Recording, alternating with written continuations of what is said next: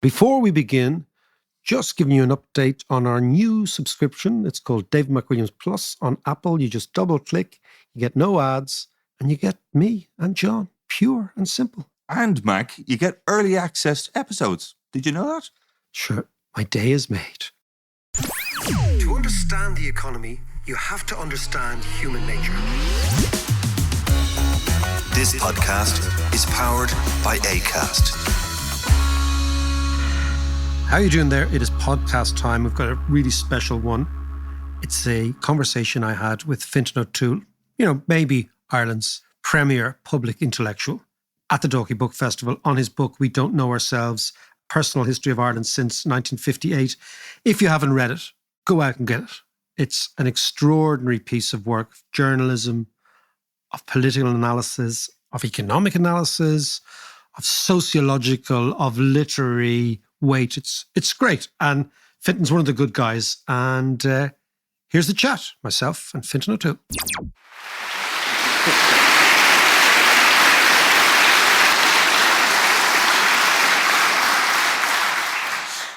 So Fintan, I said we're going to do the six events. It's probably the easiest way. By the way, the book is extraordinary. It's fantastic.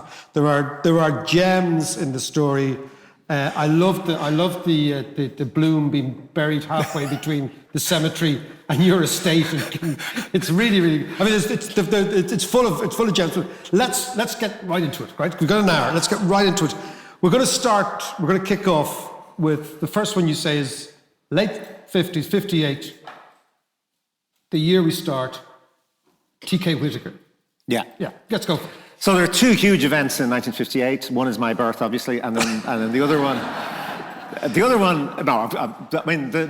The really key moments, really, that sets off the whole story of the transformation of Ireland over the course of my lifetime and many of your lifetimes is this extraordinary civil servant called T.K. Whittaker, whom everybody knows about, But Whittaker saw a cover of, there was a satirical magazine called Dublin Opinion. And it had a cartoon which kind of sort of map of Ireland saying like property for sale, owners leaving, and he just thought something has to be done here. Whittaker, you have to remember, was a Catholic from Northern Ireland. He was an Irish speaker. He was in many ways a kind of conservative nationalist. Yeah. He wasn't a natural revolutionary. 1958 was also the year where one of my favorite novels was published, which is Giuseppe de Lampedusa's The Leopard, that great Italian novel. And it has that fantastic line in it. It's set during the Italian Revolution, and the Duke is the central character, and his nephew, whom he loves, is going off to join the revolutionaries. And he says, how can you do this? You're betraying the king. You're betraying everything we stand for. And the young fellow says, you don't understand. In order for things to stay the same, things have to change. Yeah. And that was Whittaker, that in order to keep a sense of the Ireland, which remember is still a very raw, young state, but it could not continue to survive as an independent entity with the protectionist policies that had defined it. And so Whittaker publishes a document called Economic Development. Can you think of a more boring title? And I've done it loads of times, don't worry. But, it's a grey book. And fascinatingly, it's published under his own name by the Department of Finance. So, and the reason for this, and this was his courage. He's a young guy, he's a genius. He's got, it's top of the civil service tree, but he publishes it under his own name. Why? Because if there's a bad reaction, the government say, it's that fellow Whittaker. This was never an official document. This was never. And it just goes through very patiently the state of the economy. It's a really shocking document to read. Yeah. Because you think things like cheese, okay, it's an agricultural economy, fine, right? Yeah. Huge dairy herds. How much cheese do we export? £35,000 worth. of cheese. So let's go through all the You know, details. it's like, it's just like we can't even make goddamn cheese. Yes. We export. And I don't know if some of you of my age will remember how appalling Irish cheese was in our childhood. Remember that? Look at the heads nodding. Poor Alan. Do you remember the orange stuff that tasted like soap? I mean, that was, and you look at now, I mean, cheese would be a very interesting way of thinking about the transformation of Ireland, how wonderful it is. But anyway, so it was Whittaker basically just says, the game is up, folks. Yeah. And we have to open up this economy. And it's a really interesting moment where he says they set the target for economic growth at 2%. Modest. Well, he knew that, he said, if you just do a few simple things, you're going to get more than 2%. Because you're growing from such a low base. The base is so low that if you look at the table of Irish exports and Irish imports in those years, in the first 5 exports is horses. Wow. And in the first 5 imports is horses. And it's the same horses going to horse races in England. That's how small the economy is. But the horses going to Aintree and coming back feature as major imports and exports. Yeah. So you can get growth really pretty easily just by doing a few sensible things. But he knew they would exceed the 2%. But his point was, we're so depressed that you have to set a target that you will exceed. So it was the opposite of Stalinism. Stalinism was like, let's go this was like, set a really low target because then people will feel good about getting over it. Stalinism. No, but it's interesting, you forget the 1950s, 500,000 people emigrated in the 1950s alone to Britain. To Britain, not anywhere else, to Britain. So 500,000 people. And my dad used to tell me around here, around Dalkey, Dunleary, that the salaries from the RAF kept the place going. So the RAF had big production facilities after the war in the West Midlands. Yeah. And he said particularly what was always noticeable during the Easter Lily, at Easter Sunday, that most of the Easter Lilies were born with wages that were actually from the RAF. Wow. Which is kind of ironic at the time. So the country was actually imploding. I mean, it really was, and exactly as you say, David. Like this is not an abstract thing, right? It's demographic. By the end of the 1950s, there are fewer than 3 million people left in the 26 counties. And it's the young people leaving after the war. I listed in the book. I just found my father's address book, and it's all his siblings, and it's Birmingham. Yeah. It's different parts of London. It's Coventry. His sister, he has just somewhere in Australia. I think it's like very sad, isn't it? But there's nobody left except him.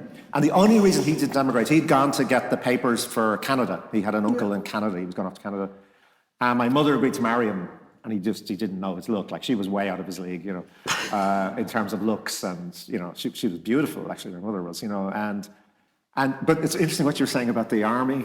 Again, it's just these little details, The reason my mother agreed to dance with them, they met in the Metropole, they would watch, she told me this, the girls would watch the fellas coming in, and you'd look at their suit, because, you look at their gloves, because she said every fella would have one good suit. Yeah. That wouldn't tell you an awful lot, because they'd go to everybody would go to a tailor at some point and they could wear the suit to the dance. But it was the gloves. I didn't realize that a nice pair of gloves would make the fellow interesting. And my father had a pair of British Army driver's gloves that his older brother had given him from the Second World War, which I think had been worn at the Battle of El Alamein. This is very impressive. They were sort of leather with kind of mesh, and they looked and he was expensive. The man. He was the man. So it was the Battle of El Alamein that made my parents meet. But this massive, and the depression it created. There's a fantastic line in a Tom Murphy play from that time. Very bitter play called Whistle in the Dark, set in Coventry, of course, And one of them says, and excuse the language, but one of the guys says, the economy of Ireland is fucked since the demand for St. Patrick's Day badges dried up.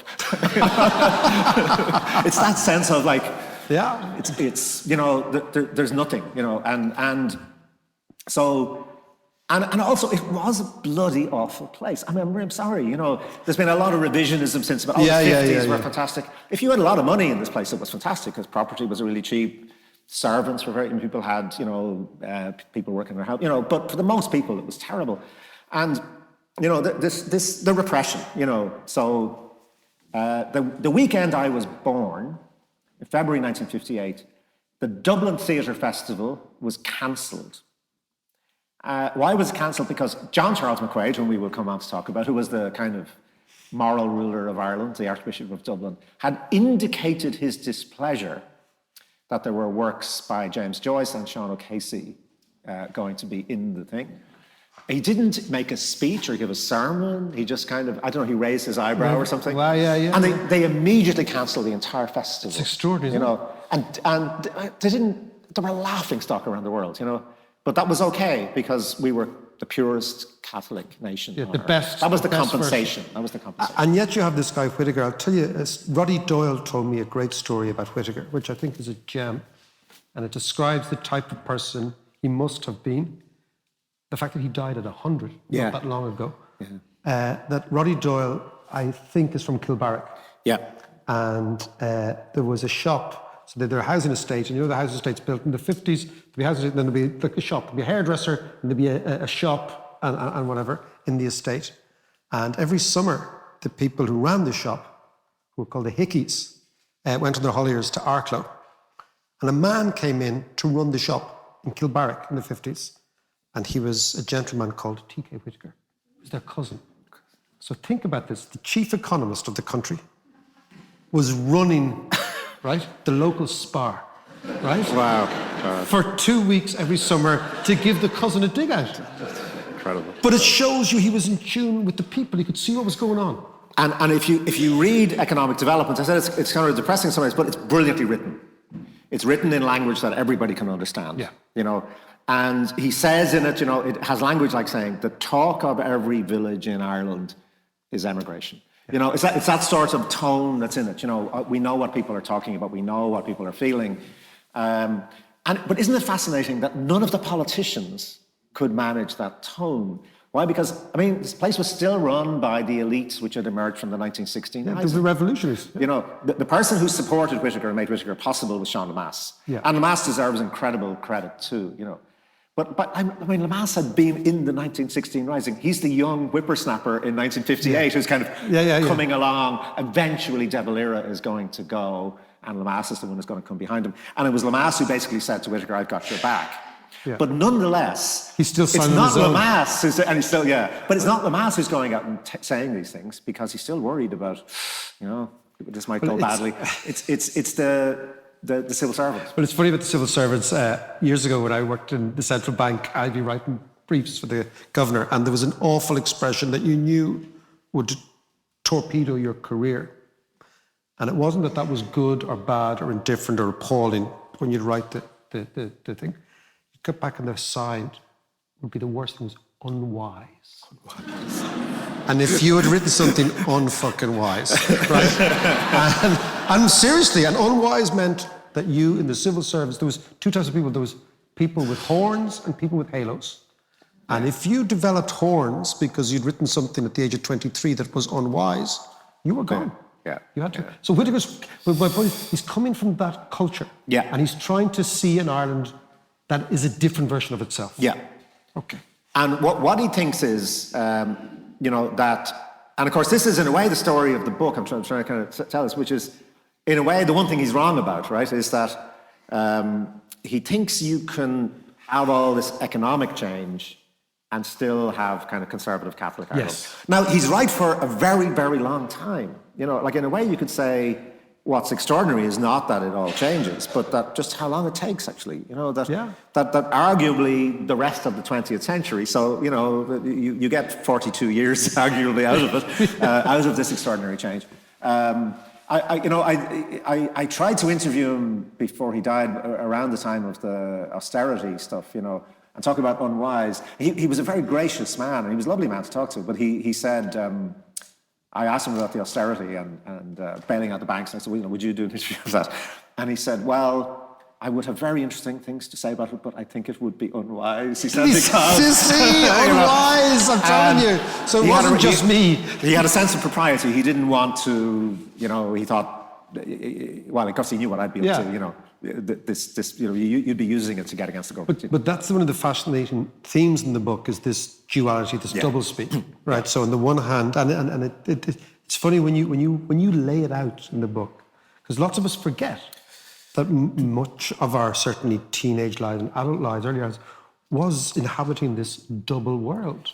This world of moral compromise, of kind of whatever you do, say nothing. You're aware this is kind of nonsense, but clearly it is the dominant perception. You might be unwise to go out and suggest it. So we move from the 50s and Whittaker, and of course the birth in February of 1958 of Fintan. And then there's a lovely little passage about McQuaid. So I mentioned John Charles McQuaid, and people probably know, he'd been involved in writing the Constitution in 1937. He was the undisputed ruler of Catholic Ireland. He was this small man, very beautiful eyes. I remember he's kind of dark brown eyes. I always think of him in terms of he had a telescope. So he had this beautiful mansion in Killiney, which is up for sale now, isn't it? Yeah. And he had his telescope, which the rumor was that it was used for spying on courting couples. And he had a magnifying glass. There's a letter in his a copy of the letter in his archive to Vivian de Valera, who was son of Eamon de Valera.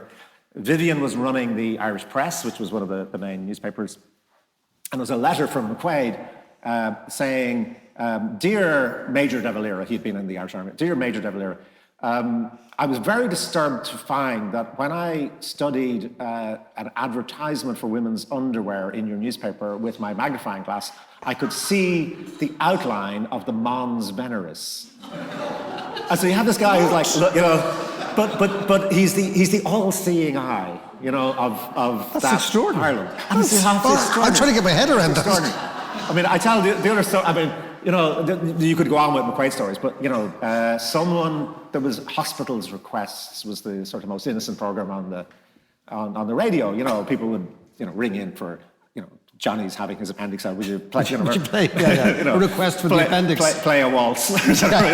But somebody requested the Cole Porter song, "Always True to You, Darling, in My Fashion," and the phone goes from the palace, and it was always the palace is on. Even the use of the word palace, it just kind of replaced monarchy. The palace is on, saying His Grace would like to make it clear that song is not to be played again. True to you in my fashion, this is encouraging sexual immorality. No. And so the next time there was a request, they played the instrumental version. This is all absolutely true. So anyway, so McQuaid had this kind of extraordinary monarchical presence, really. And so the parish priest died. I was 10, this will be 68, and the parish priest dies. I'm growing up in Crumlin, which was a kind of corporation housing estate, which was kind of the wilds then. It's hard to think now. Like it's 3 miles from the GPO, probably, but it was regarded as like the savage place out there, and the PP died, and he had been a friend of McQuaid's, and they'd been at Maynooth together or something anyway. And so there was to be a solemn requiem Latin mass, which, by the way, was magnificent. I remember getting white gloves. Suddenly white gloves appeared from nowhere that we were to use for, candles. But anyway, I'm walking up in the morning to, prepare for this theatrical event. And, I swear this is true, but so I'm just walking up the road. There's this huge Hillman Hunter, which was McQuaid's car, parked outside the parish priest's house. And I'm walking up the road, and it's very early in the morning. It's like 7 o'clock, which like nobody was up at 7 o'clock in Ireland then. Yeah, exactly. But so there's 2 feet sticking out of the side of the car like this. And the chauffeur is kneeling on the footpath, polishing the shoes. And as I'm coming up, I think, it's just the shoes are there. Why is he kneeling there? And then I realized, no, the Archbishop's, or his feet are in the shoes. He's sitting in his car like this, with his, and he's having his shoes polished, but the guy kneeling on the pavement. And I was 10, and even then I thought, is that what Jesus did? Was that it just didn't feel quite... Doesn't look like Mary Magdalene to me. And, but nevertheless, I remember putting that aside and, because the Mass was so impressive. And then he came back into the sacristy, and he talked to us, and I'm sure the only equivalent is like being a medieval peasant, and the king has come, because it had both power and sanctity, And I'd never before or since felt this, I'm completely known and enclosed in this world and how wonderful it is. And, you felt such a sense of sanctity. And I suppose I look back and I think, that was, of course, the power the church had. It was a spiritual power as well. But and now looking back, I know at that time, so just before that, so the church was very close to the Children's Hospital in Crumlin. The chaplain, Catholic chaplain in Crumlin was a guy called Paul McGuinness. And not the manager of U2. Not the manager of U2. McGuinness, I should make Gennis, McGuinness. Be interesting, wouldn't it? If I was about to say, when you said McGuinness, subsequently discovered a rock band. Exactly. It didn't happen. But McGuinness had so Scotland Yard had got a roll of film which had been sent to a processor in London with this guy's name on it. It was the photograph of genitals of little girls from the hospital in Crumlin, right? And, it just tells you the way Ireland worked, right? So Scotland Yard think, there's a child abuser. We have evidence here. Yeah. His name is on the photo. I mean, please return we have the full Monty Father here. Paul McGuinness, So what happens? The Scotland Yard got onto the Commissioner of Police, the Commissioner of the Garda Síochána. The Commissioner of the Garda Síochána goes straight to McQuaid with the film and says, "I'm terribly sorry, Your Grace. Your Grace. I'm really sorry to raise this, but would you deal with this?" Wow. And gives him the film, and again, so McQuaid kept very good records, and he has written down. He writes down all this, and how he's the commissioner behaved properly. And he had called in McGuinness, and McGuinness told him that he was just very curious. He didn't, he'd grown up with brothers and he didn't know about any of this. And that he told him that this was perfectly fine. It was understandable, and he was going to get a good Catholic doctor to talk to him and explain to him about genitalia and sex and stuff. And McGuinness went on abusing children in all through the 70s. All through the 70s. And then he was replaced by a guy called Ivan Payne, who you may have heard. The hospital, just 10 minutes from the church, was a major centre of child abuse. And McQuaid knew about McGuinness, he knew about Payne, he knew it was a priest. The amazing thing is he recorded this. He wrote it all down. As if he would be forever untouchable. Yeah, completely. That's exactly. And so we're talking the late 70s, they're still feeling they're untouchable. And quite rightly feeling they're untouchable, because that's what happens. Is if there's a scandal, the police go to the Archbishop. They don't go to the courts. They don't, they don't prosecute these guys. And yet the country is opening up. And yet, so we have this nexus of power. It's a bit like when you read any Soviet accounts of Brezhnev. Yeah. Because, so Brezhnev is ostensibly the all-powerful leader, and yet the people are just laughing behind his back, and they're trying to figure out a new way. Exactly. And this is going on. I think you put that exactly right, and I think that parallel is probably very accurate, right? Which is that if you think social change is possible or big change is possible, you confront things. Mm-hmm. But if you think these people are always going to be in power, and the church, after all, has been in power for a couple of thousand years, so why not? You can't imagine that it's never going to be the way it is, and they in turn can control the state. They can put limits to what's possible, what's sayable. What you do is, some very brave people do confront it, and I mean, for me, the real heroes, are those feminists, in the early 1970s, who went on the Late Late Show and, did the contraceptive train, because they were just shameless. They were shameless hussies, And God, if there was ever a country that needed shameless hussies, it was this place. And so there were very brave people. You can imagine David Norris going on the Late Late Show, the only homosexual in Ireland. It wasn't Which amazing. kind of makes homosexuality difficult. Well, it showed the church was right, because there was only one homosexual in Ireland. And then once you started talking about it, they're all at it now. I mean, so maybe John Charles McQuaid was absolutely right about this. But this is, I suppose, the story I'm trying to tell in this was, I suppose if you go back, like, how does it collapse so quickly? It can only collapse because it's already rotten from the inside. And so it's not that, everybody's believing all of this stuff and thinks it's all great. Everybody knows about child abusing priests, everybody knows about the schools, everybody knows all this stuff, but we pretend not to know it. We dodge around it. My two favorite examples of this mentality, well, the slightly more cheerful ones are the Connie Dodgers. Anybody ever heard of the Connie Dodger? I was doing an event in Ennis there earlier in the year, and the stage manager said, "My granny is the woman who did the Connie Dodger." The Connie Dodger. The Connie Dodger was a unique Irish item of confectionery. Right? So the Bishop of Cork was called Cornelius Lucy. And he was a real, himself and McQuaid were like that. They were, the real arch conservatives. And so he was called Connie, of course, in Cork. Yeah. And Connie insisted on a particularly strict interpretation of the rules for Lent, which was that you were allowed to have one meal and two collations, was the term. And a collation was like a biscuit. So this woman's granny in Cork, brilliant, the baker, invented what was called the Connie Dodger, which was a biscuit that size. And I think, that's fantastic. It keeps the rules. It doesn't confront anybody. Everybody is strictly behaving as they're supposed to behave. But the Connie Dodger is one of them. And the other one I absolutely love, and again, this is a heroic tribute to the women of Ireland.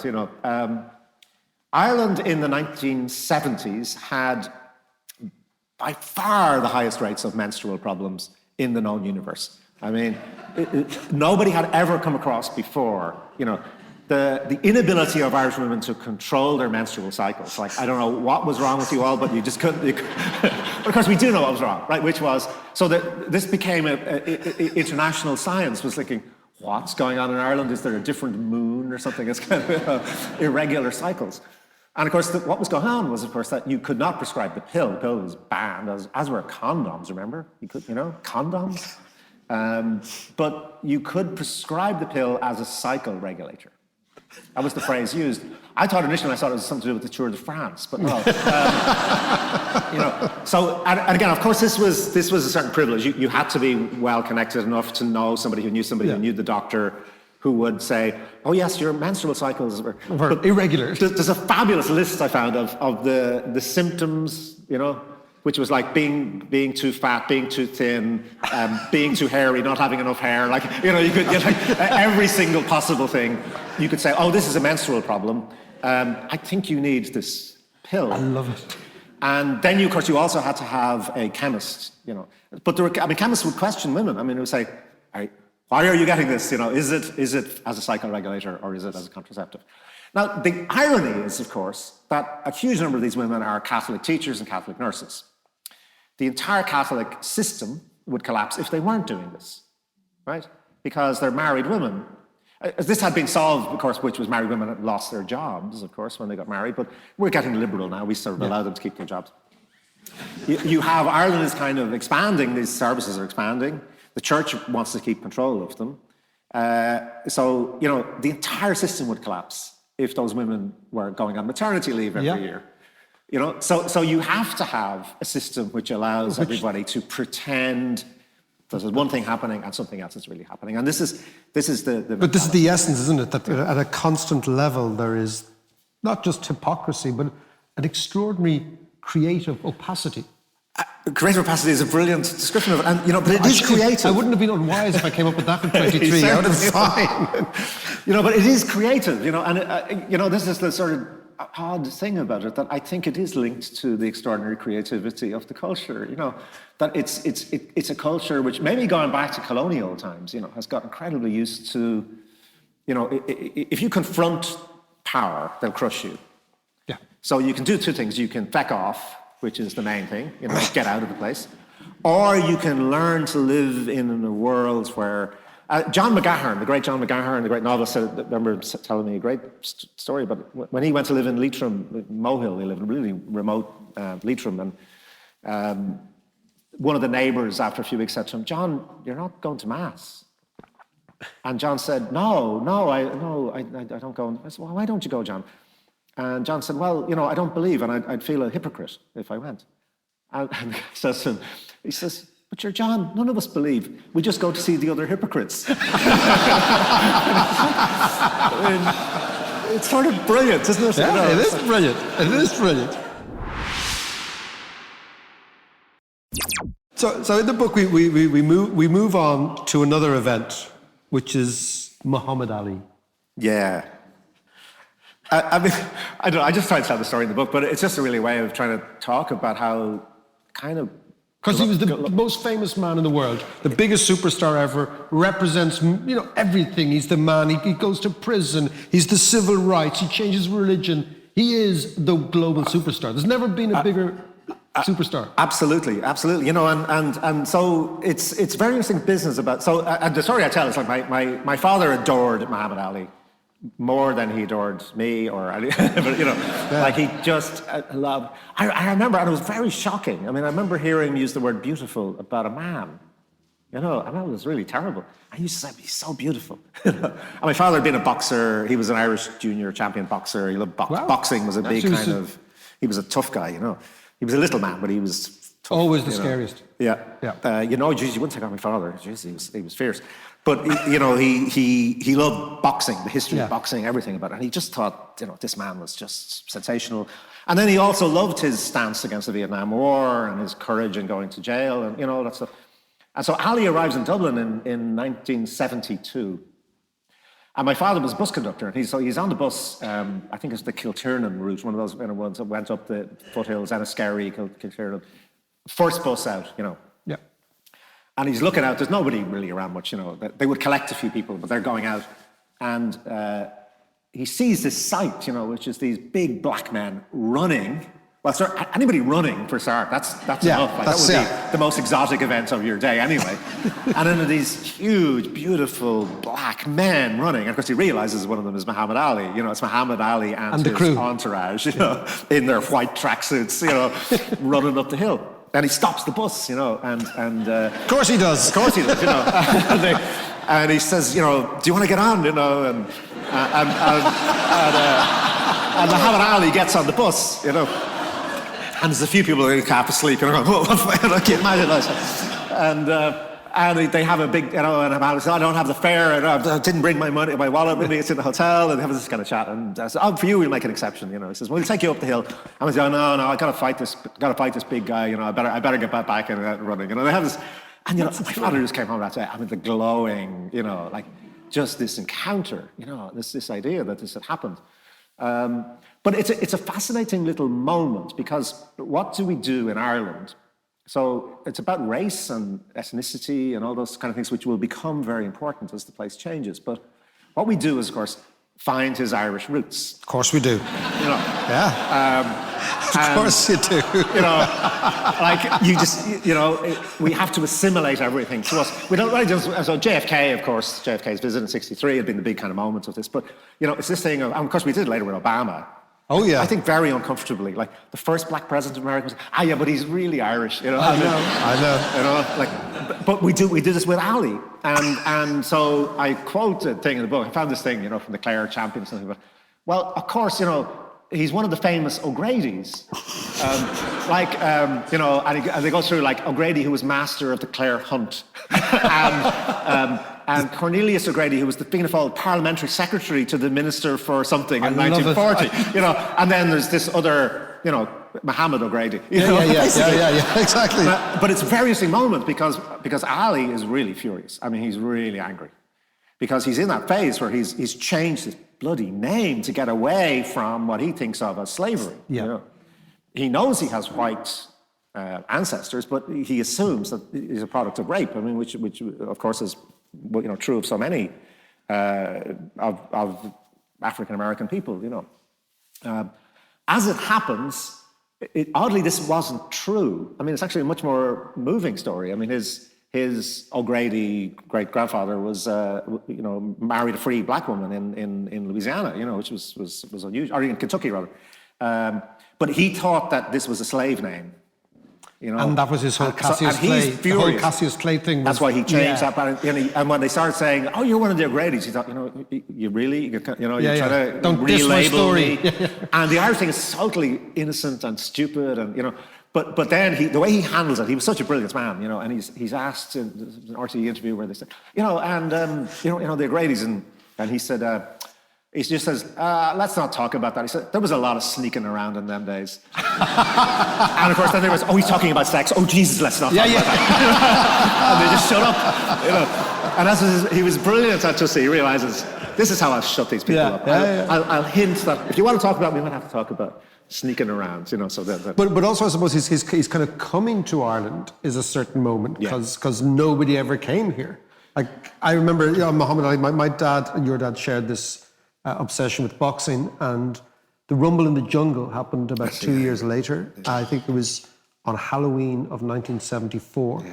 And my dad was in the Congo, and because they needed to get it for American primetime TV at 9 o'clock in America, they fought at 3 a.m. And it was the first time we were ever allowed up late after about 10 o'clock. Was to watch this thing, but also my dad went down to Eddie Totterdell's TV hire and rented a colour TV. Wow. The whole road came into the McWilliams' kitchen to watch the Rumble in the Jungle on the colour TV. And the worst thing was I came back from school, national school the next day, hoping to watch Tom and Jerry in the colour TV, and it was gone. It was given back to Totterdell's. The tragedy of your life. The tragedy of my life. Back into the black and white world. But the key is what you're saying is Ali arriving again is a moment. Yeah. Because it's a big international superstar coming here. And it also forces us, I mean, how in an incredibly awkward, stupid way to think about what's Irish American, right? If JFK is Irish American, that's fine, but is Muhammad Ali an Irish American? And this coincides, the reason I sort of tell the story, well, apart from it being a good story itself, but of course this is also the lead up to joining the European Union, you know, where we're having to think about Irishness in this new context, you know. And, you know, but I remember as a kid, you know, like that, so not long before Ali came, Charles de Gaulle had suddenly resigned as the president of France. And where did he go? He goes to Sneem. He turns up in Kerry, you know, and it's just like, what is going on here, you know? And then they thought, oh, well, it's, you know, everybody loves Ireland. What it was about, of course, was that there was a French presidential election. He knew that if he stayed in France, he would be asked about his views or he'd have to get involved. And he looked from as far as he was concerned, the place where they won't find me. But nobody the most remote place, you know. So he goes to Kerry. But in the course of this, then he reveals that, you know, he's a romantic, you know, and he says, well, maybe I was drawn to Ireland by the fact that my great-great-grandmother was, you know, a McCartan from County Down, you know. And so I remember as a kid thinking, so Muhammad Ali's Irish and Charles de Gaulle is Irish. Like, so it means everybody can be Irish. And it's a kid's thing, but actually it's become true, hasn't it? You know, that actually this sort of idea that it's a very capacious kind of nationality, you know, because of the history of migration. Yeah, you know. absolutely. It actually does contain all this kind of stuff. And the fear at the time, the cultural fear at the time would be, if we sort of admit this as well, it'll all go, it'll mean nothing. So you get a kind of reaction to this, which is sort of, let's hold on to the Catholic thing, because that's our brand, you know, and the nationalist thing. And of course, you've got the troubles going on in Northern Ireland, all that stuff going on. So we sort of avoid this, but being let into the common market. And by the way, we were let in. I mean, there was no question that Ireland would have got into the common market as well at the time if Britain wasn't joining. You know, we were an adjunct. There was no way, you think? No way. Absolutely no way. And it's such an irony now, isn't it, that we've been left with this great legacy of Europeanness and Britain's tragically losing it, But I mean, that's completely the case. We were so poor when we just didn't reach those levels. I mean, we had less than 60%, wasn't it? We were giving back colour TVs. Yeah, yeah. No, I mean, but that in itself is really an indicator. It is, we were living in black and white. Yeah. But the 70s was a transformative decade. Yes, it was. And well, because, I mean, joining the European Union is such an enormous force in Irish history, because what it does is, I mean, to be really blunt about it, it's the first thing that makes sense of independence. Independence had been an economic disaster. It had been a demographic disaster because people just kept leaving. And as you were saying, David, where were they going? They were going to Britain. I mean, the humiliation, we leave the mother country and then we go back, Yeah. I mean, it was really terrible. Now, would most Irish people have voted to go back? No, they wouldn't. The psychological importance is huge and the sense of national pride. I'm not denying any of that, but objectively, it's been a failure. What justifies independence and makes it a real thing is being able to join the common market. I mean, remember, we're one of only 9 countries, and we are legally and of the same status as Germany, and France. At the same table. At the same table. Which they made always a big deal of. We are at the table. It's at the table. I mean, it was an incredible vindication of Irish sovereignty and Irish nationality. This is what the Brexiteers could never understand. I mean, they thought we would leave the European Union when Britain left. They genuinely did. And for them, being in Europe was humiliation. It was only being on the same level as France and Germany, is a historic shame, Whereas for us, of course, as a small country and as a very raw country, which has all sorts of, problems of historic shame, and this was a huge thing. And the confidence in the 70s. So, one of the things I remember vividly, though, so 70s, I'm going to UCD, which itself, of course, I suppose we could have picked another big moment, which was 66. Donogh O'Malley announcing, without telling the government, that we're going to have free second-level education. I say this to people abroad and they say, surely you mean third-level education? No, no, we did not have second-level education free. One of Whittaker's big blind spots, I mean, I've immense admiration for Whittaker, fantastic man. Read economic development, the word that does not appear, education. Wow. Doesn't appear. Wow. And in fact, this is one of the ironies that he set in motion things that then required, if you're going to get foreign investment, you needed a better educated workforce, and But even in '66, O'Malley, who was actually a terrible loss, he drank himself to death. It's really bloody terrible. I mean, he was the real, of that sort of hockey generation. O'Malley was the one who had real vision and courage and imagination, and O'Malley, again, it was emigration that got him.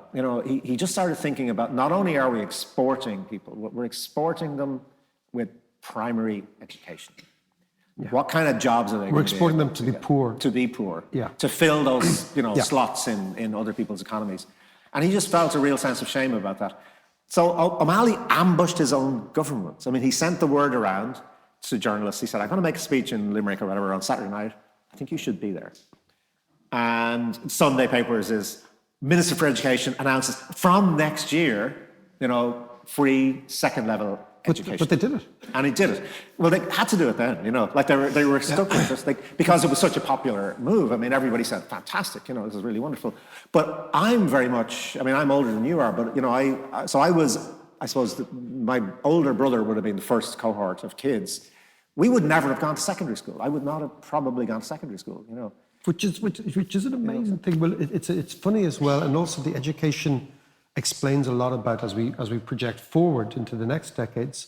One of the most fascinating economic papers I've ever read was written by 2 sociologists from Galway, a guy called Cosgrave, and I'll get the names out.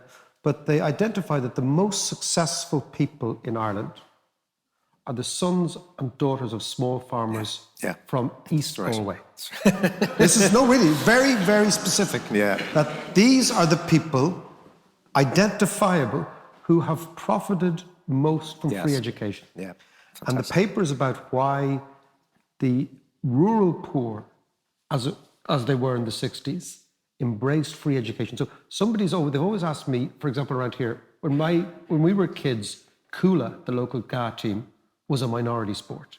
And Dalkey United, the football team, I was made captain of the under-13s because my dad was manager. Oh. You know, it's so pathetic, right? Bit of nepotism. That's nepotism, typical nepotism team. in Ireland. But people have always asked me, why has Coola exploded here in this part of the world?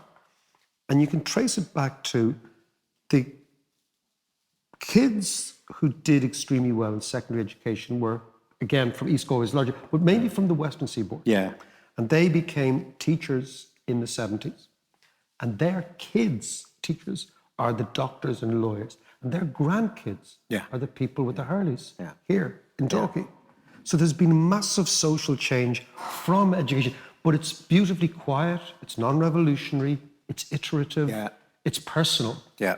But it's real. And it's changed the country completely. Absolutely. And you're absolutely right about the 70s being the transformative decade for all of that, because the optimism of the 70s, I mean, I suppose I'm coming into adulthood, and because I got secondary school, then I could, get to UCD, get a degree. And this was unthinkable, But also, I vividly remember the talk among us was we were going to be the first generation in the history of Ireland that didn't have to emigrate. Yeah.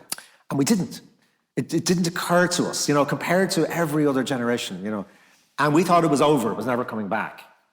And so you've got this, really the 60s is happening in the 70s. Yes, or the 80s. And the 80s. Well, the 80s is we'll come to the 80s. That's a miserable story, I think, in a lot of ways. But the real optimism, and you've got like Celtic rock, like Horselips, beginning to find ways of being modern and being Barry Irish. Devlin might even be here. Well, I hope he is, But, this sort of, you don't have to be American, but you can have all the American stuff, or, you can blend it all together in certain sorts of ways. But then you get, and this is, I think, why things don't move in a straight line, So this whole story of modernity, modernizing, it's going generally very well up to 79. And in 79, you've got the great oil crash. You start getting the downsides of having joined the common market. So the first years are fantastic. Yeah. It's all subsidies. Industries were still protected. There were kind of, grace periods. Really starts to hit in the late 70s because these uncompetitive Irish industries then start to close down. And so the Irish working class actually is really, the urban working class is hit like a train hitting them, because you've got the huge inflation, mass unemployment starting. And that's then when you get this turn back towards the reactionary. Yeah. John Paul arrives at 79, and again, this is like the charisma, this extraordinary, another like Ali, this extraordinary figure. I don't know if anybody remembers him, but, he radiated this sort of power and majesty, he was just a really charismatic person. But a real reactionary, he's coming, and it's very interesting to look at his speeches. Those masses he did were the biggest gathering. It's been said, I don't know whether it's true, but that the mass in Phoenix Park was the biggest public gathering in Europe since the Second World War. Wow. Because you have a million. But it doesn't surprise me. It's a million. It's hard to imagine a million people, at a gig. Exactly. Pope's gig was. And so the whole country is swept by this thing, But it's really the end. It's not the beginning. Well, it seems like it's the beginning of a period of reaction. Yeah. Which looked at the time. If you were me at that time, this was really depressing because you thought, oh shit, because you start getting the abortion issue. Of course, yeah. Like remember in 85, proposition to remove the ban on divorce from the Constitution was defeated 2-1. Was it 2-1? 2-1. It's not even like close. Yeah. And this is a complete ban on divorce in a society where marriages are breaking up and all this. By the way, let's talk about your atheist marriage. Oh yeah. So I thought I'm not saying my atheist marriage was a major event in Irish life. I just want to talk about it a little bit, just to go back to this thing about doubleness in a way, right? So I was married in 83. 40 years married next year, Jesus, and we'd been living together for 4 years. We were pretty out there, living in sin for 4 years. Filthy. Filth. Yeah, I can't look at you. and Claire had got a job. She was a teacher, and she got a job in a convent secondary school. So the business of the marriage, right? So well, two aspects of it. One is she could not. I mean, she had to invent a story about going to Rome to be married. Why was the head nun not being invited to the wedding? So we were married in Kildare Street. I think there were 40 non-religious marriages in Ireland that year. Yeah, I mean, it was it was a solicitor in Kildare Street. You went up the stairs, and it was a lovely man actually. But it was, like Claire's mother didn't go to the wedding, for example. I mean, it was just so shocking. My mother was kind of great, but she was really upset. But she went, But we had to solve the problem of you had to put the band, if you weren't in the church, the bands would be announced in the church, but if you weren't in the church, you had to do it. So, of course, we did again, this is the classic Dubliness in Ireland. We put an ad in Irish in the Irish press. Fintan O'Toole, Irishore, agus Clarny, Connell, Moonshore. Nobody would read it. That was absolutely perfectly fine. In the official first language in the Devilers newspaper, nobody would read it. So the secret wedding, in a way. But there was two things fascinating about it. One is a woman's tax status was dependent on her husband, so Claire had to go back to the school with her marriage certificate to, get the stuff. Wow. And the school secretary, took one look at it and just said, I don't think Sister Elizabeth needs to see this. Put it in an envelope, sent it to the department. And the sister said, oh, did you bring, oh, sorry, I sent that off, Yeah. And this was the kindness and so many people are wonderful at sailing around things, not confronting it. But the other thing is, I became, in 1983, I was already, I was arts editor, literary editor of the Sunday Tribune. I was writing, all the time. Did I ever once mention, for 35 years, that I was married in a registry office? I mean, I've been writing the column in the Irish Times. I'm, the most famous sort of fucking atheist, whatever. Yeah. Writing a column in the Irish Times, all that. Never mentioned. Why? Because I couldn't. Why? Because in 1984, the year after we were married, but the case had already been on from 1982. So right in the middle of our wedding was the Eileen Flynn case. I don't know if anybody remembers that case, older people. So Eileen Flynn was a teacher in New Ross. She got pregnant. She was living with a guy called Richie Roach, who had a bar. She got pregnant. She went to the head nun in the Holy Faith school. So, similar kind of situation to Claire's. And again, very interesting, right? The head nun didn't say, you bold strap, you're fired. She said, oh, don't worry, we'll deal with this, which is, of course, what they did. I have a brother priest in England.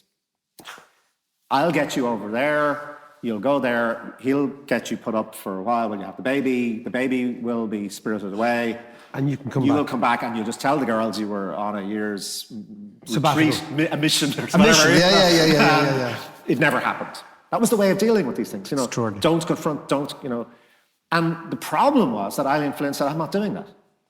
I'm not ashamed. I'm in a relationship. His marriage had broken up. This is the love of my life. I intend to live with this man the rest of my life. We're having children. There was no, she was a terrific teacher. All the kids loved her. We loved her. And the nun said, out, you're sacked. Right? Wow. And she was fired, and she took the case to court. It went to the district court or the circuit court first. The circuit court ruling says, actually the judge says to her, you are very, very lucky you're not in an Islamic society because you would be stoned, and more or less saying, good enough for you. This is a judge in our courts, And then she appeals it to the High Court, and the High Court of Ireland says the nuns were absolutely right, absolutely justified, because she was giving scandal. The High Court, Declan Costello, the famous liberal from the 1960s. Liberal Fine Gael judge. He of the Just Society. The Just Society, says they're absolutely right. This is the Afghan relatively Just Society. Yeah. But, it was saying that, and he says, and the phrase used was, you have a lifestyle not in keeping with the Catholic ethos of the school. And he used that word lifestyle, meaning what happens outside of school is our business. So that meant every gay teacher, every teacher. And of course, it's deeply misogynistic, right? Because how do you prove that somebody is having sex, the only real way you can prove it, unless they would have set up cameras if they could, but they didn't, was pregnancy, right? So it really only applied to female teachers. But that was the law of the land, and it still, by the way, is the law of the land. It's never been overturned. Now, I don't think you would get away with it now, but nonetheless, that's hanging over. So I just want to talk about this kind of thing about I'm talking about the doubleness, but we live the doubleness. Yeah, you yourself lived the doubleness. I lived it myself. You yourself lived it. I have to be very careful in terms, I never mentioned, and it would have been an interesting thing to write about even, just the people get married in registry office and all that sort of stuff, but I never mentioned it until 2012 when Claire I'm remembering Shannon and I got married in the registry office. Actually, this day, it's our anniversary. Oh, and we got married in the registry office in Galway. And the registry office in Galway is in the mortuary. I swear to God, the registry office in Galway is in the mortuary of the hospital on the Dublin Road as you come in. And Shannon and I got married in the registry office, and it's the most ugly building, and it's the most unprepossessing place. I mean, everything signaled, don't get married here, and don't bring your ma, right? That's the whole thing. Yeah. And I remember, and over the registry document, right, the big ledger, Shannon's from Belfast, obviously, is a proclamation of the Republic. Oh, yeah. And she breaks out in a rash. She's like, oh my God. But I do remember it was very, very clear that, even then, that was 1999. Yeah. It was not to be, everything was put in your way not to do so. Not to everything was put in your way not to do so. Yeah. We're nearly out of time. I want to just end, we decided we'd finish on Riverdance. Riverdance, yeah. Yeah, it might seem again very trivial, but I don't think people remember it, but the gasp all over Ireland when Riverdance started as the interval act in the Eurovision Song Contest. Those were the years when, it really mattered to Ireland that we won the Eurovision Song Contest. You have to remember just how fragile our collective ego was, and we kept winning it every year. It was like a great national event, but it was getting to a point where we go, oh shit, here we've got one of the Eurovision Song Contest. What are we going to do? And Moya Doherty had this fantastic idea, to let's do something with Irish dancing, I mean, I remember Irish dancing, it was the most humiliating, terrible thing. Nothing moved from the Nothing hips moved down. from Exactly. just the feet. I mean, actually, of course, beautiful and brilliant, but the versions of it that we got were so full of awfulness, and anti-body, it was the most anti-body dancing you could possibly do. It's dancing without sex, an Irish thing. Yeah. Exactly. How can you dance without anything sexual? Yeah. And then Michael Flatley comes, with the flowing white... With the Putin-esque chest. And Jean Butler with legs. She had legs, I swear to God, and a short skirt, and they were fantastic dancers, and the music was brilliant, and it was sexy. But of course, there was something quite profound about it, which is, of course, they were both Irish Americans. Jean's from upstate New York and Flatley's from Boston. And they'd learned their Irishness in America. Yes. And so the whole story of the transformation really is about us dealing with America, essentially. Europe and Britain are big things in it, but economically, of course, it's, the multinational companies that are coming in here are American, and it's us learning to be part of an American world. And you think, how did we do this without going crazy? Maybe we did go crazy in the 80s, actually. The 80s is a kind of complete collective nervous breakdown.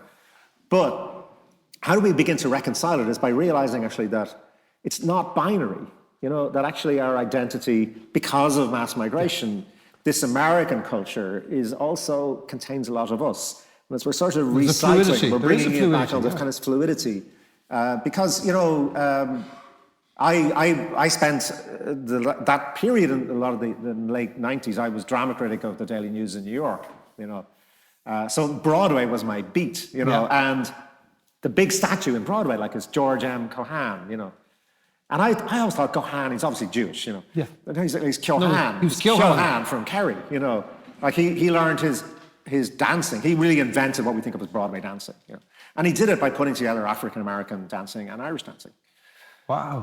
He was an Irish dancer. His father was a piper, It's an astonishing thing, And he was one of the 4 Kyohans. They were kids who, did Irish dancing. His father played pipe, and there was a big Irish entertainment market, and then he learned. So, it's actually very moving in a way, which is this sort of Riverdance kind of Broadway-ized Irish dancing. Yeah, absolutely. But it had a history. It was kind of something which was coming back. And that moment, I mean, we screwed up that moment. But remember, Riverdance is coming. You have the peace process. You have this sort of beginnings of the Celtic Tiger. The sense of confidence, the sense of it's suddenly okay to be Irish. Absolutely. It's a sense of liberation. It just begins to feel like all that stuff is going. Now, it's also dark, right? So not too far off that, you get States of Fear, Mary Raftery's astonishing series on the industrial schools. We start confronting the past. We start confronting the Magdalen laundries, the mother and baby homes, and the abuse and all. So there's a dark side to this, but we're only able to confront it because maybe we've reached the point when there's enough confidence that we can do it. Now, we do screw this up, of course, with the Celtic Tiger going mad. But nonetheless, something has survived from all of that, which is we're one of the few countries in the Western world that does not have a big anti-immigrant far-right party. Absolutely. And the reason we don't is because somehow we remember that actually multiple identity is us, because of our history of migration, we still want our cousins in America to feel Irish. Absolutely. And therefore it's not so big a leap to think, well, the Polish person who has come here, of course they're entitled to feel Polish and Irish. We're not threatened by it, we don't feel that we have to do the Muhammad Ali thing of saying, oh, you're really Irish, Or you're messing around. Yeah, that actually our sense of confidence is rooted in this idea that actually you don't lose it. Because it was all about, for so much of my lifetime, was if you don't stamp on it, if you don't keep it down, it'll go crazy and it'll go somehow. That the Catholic repression, all of that, wasn't about confidence. Of course, it was about the exact opposite. Yeah, it was insecurity about and terror. fragility and terror. There's so little here that if we don't have this very rigid idea of what it is to be Irish, then we won't be Irish at all. And actually, the irony is I think we're much more Irish now than we were when I was born, because it's more honest, it's more open. We know who we are to a much greater extent. I chose this title, we don't know ourselves. I didn't realize it doesn't work anywhere else. The book came out in America, and it was done well in America. Nobody realizes what that title. But in Ireland, you wouldn't know yourself. Oh, we don't know. We got a new lawnmower. We don't know ourselves. It's like,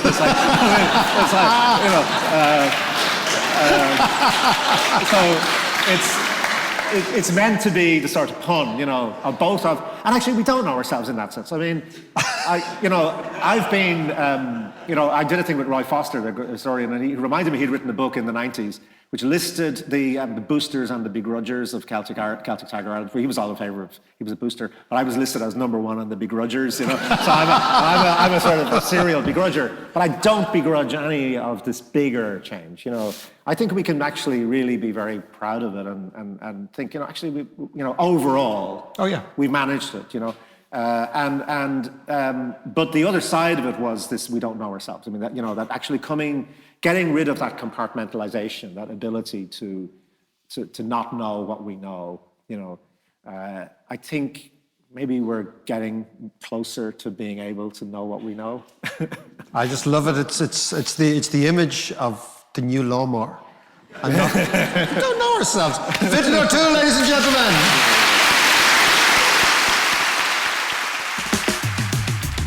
Now, while I have you, it's the summer. You've got a choice. You can sit on your Swiss, hang out, do nothing, have a few pints, take it handy, or you can use the summer to learn economics with me on Patreon. We have 2 courses, the courses that I give in Trinity, macroeconomic courses, cycles, booms, busts, history, the history of money, all sorts of good stuff, right? We've got the notes, we've got the reading list, we've got everything. We'll take you through it. A very fine way. If you're going out for a stroll, just put the headphones in and listen and learn economics with me. That's economics with me, patreon.com/David McWilliams.